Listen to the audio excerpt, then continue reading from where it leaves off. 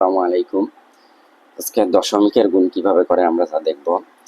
এখানে কত আছে? 0.03 গুণন 0.2 গুণন 0.008 গুণন 4। আচ্ছা, দশমিকের গুণ করার সময় প্রথম আমরা দশমিককে ভুলে যাব, ভুলে গিয়ে শুধু সংখ্যাগুলো গুণ করে নেব। তাহলে আমরা সংখ্যাগুলো শুধু গুণ করি। 3 দুগুণে 6, 6 8 48, 48কে 4 দ্বারা গুণ দিলে কত হয়? 4 40-এ 160, আর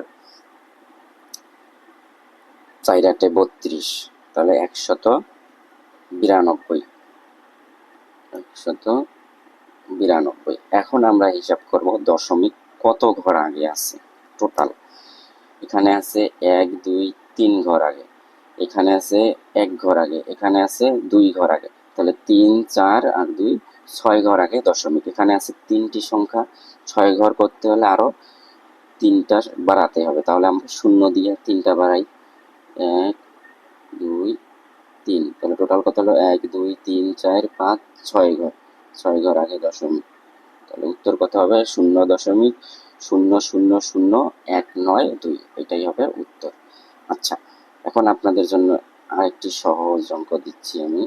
এটার উত্তর অবশ্যই সবাই কমেন্টে করবেন, আশা করি। 0.001 গুণন 0.1 গুণন 0.05 গুণন 0.003। আচ্ছা, এটার উত্তর অবশ্যই সবাই কমেন্ট করবেন ইনশাল্লাহ।